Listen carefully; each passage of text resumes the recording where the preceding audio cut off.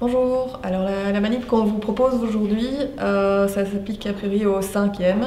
C'est pour le mouvement rectiligne uniforme.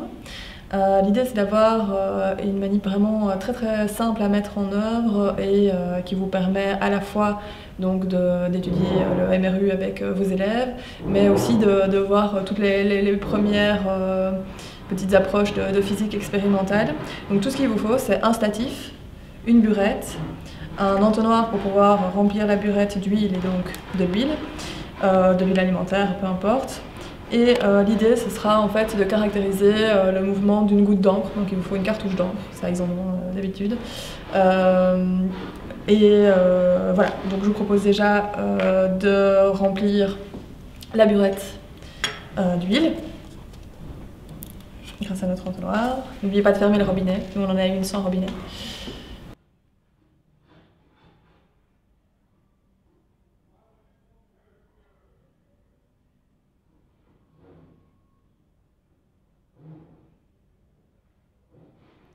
Et alors, vous pouvez prévoir en quantité suffisante du papier, puisque ce sera nécessaire, comme vous pouvez vous en douter, avec ce genre de manipulation. Donc, ne serait-ce que pour déposer votre entonnoir dans un premier temps, pour l'amener jusqu'à l'évier après pour la vaisselle. Voilà. Donc, l'idée c'est simplement que vous avez une cartouche.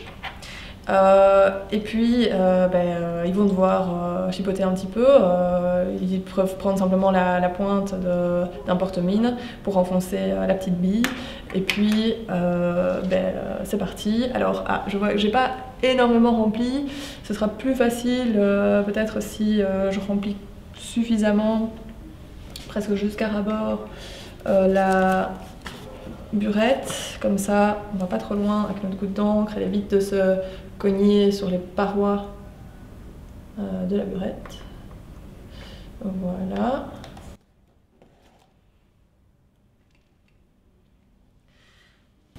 Alors, il essaie simplement de lancer une petite goutte. Hop là. Et puis ils vont se retrouver avec, comme moi ici, la petite goutte qui est coincée. Et donc de nouveau, peut-être que c'est l'occasion de chipoter un peu, d'apprendre à se débrouiller. Et donc avec leur porte-mine toujours, par exemple, ils peuvent se dire, bon peut-être je vais lui donner un petit coup de main, un petit coup de pouce. Elle a poussé délicatement. Et voilà, elle est partie. Alors elle est partie pas instantanément, mais en fait très rapidement, elle atteint un mouvement rectiligne uniforme qui vont pouvoir, caractériser. Pourquoi? Bien ça, vous pourrez parler de vitesse limite avec eux si vous souhaitez en arriver là. Mais sinon, on peut en rester au MRU. Et alors, l'idée, c'est très chouette, c'est qu'ils peuvent dégainer leur téléphone qu'ils ont tellement sous la main et ils peuvent donc chronométrer. Ils vont chronométrer ça. De nouveau, ils devront peut-être s'organiser et regarder qui fait le top. Donc là, on peut faire un top par exemple à chaque millilitre qui est passé. Et c'est suffisamment lent pour qu'on puisse s'organiser un petit peu. Alors là, ça passe derrière la pince, on sait rien faire. Mais voilà, hop.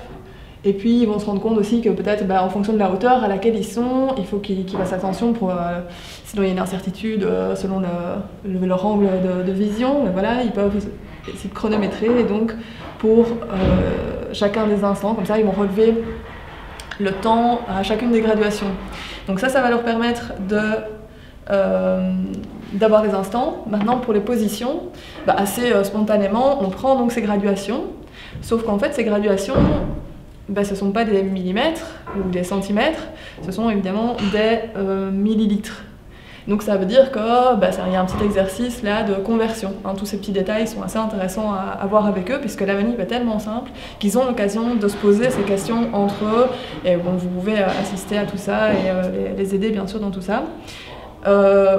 Donc on peut leur demander de faire un graphique de position en fonction du temps pour déterminer la vitesse de la goutte d'encre. Ça fait qu'ils auront bien intégré ce que c'est un MRU, ils l'auront construit, ils peuvent utiliser pour la première fois peut-être un Excel, vous pouvez faire ça avec le tableur ou simplement sur papier, ça marche aussi évidemment. Ça veut dire qu'on se repose les questions d'axes, de titres d'axes, de graduation, d'utilisation de tableurs. Et puis, pour renforcer un petit peu la chose, comme qu'on aime bien le faire, on aime bien réitérer l'expérience, on peut réessayer pour une autre goutte, et puis encore une suivante, etc. Et puis certains auront envie de faire des moyennes. Et donc ils vont se rendre compte que, les aider à se rendre compte que ça n'a pas de sens en fait de faire des moyennes sur plusieurs gouttes différentes, parce qu'elles n'ont pas forcément toutes la même taille, et que des gouttes de taille différentes en fait, ne descendront pas à la même vitesse. De nouveau, si vous le sentez, n'hésitez pas à partir dans ce genre de considération avec eux, et sinon on peut en rester à la manip de base. Et il y a donc des tas de choses à discuter avec eux, y compris les sources d'incertitude. Et de nouveau, c'est intéressant aussi de se dire quelles sont les différentes sources d'incertitude, les faire réfléchir là-dessus.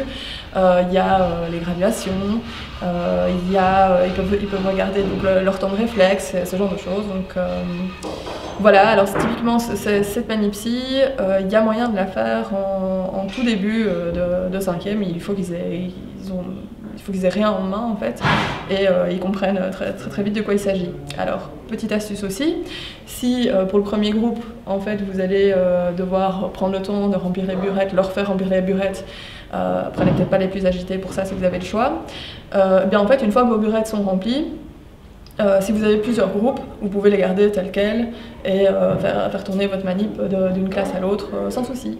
Voilà!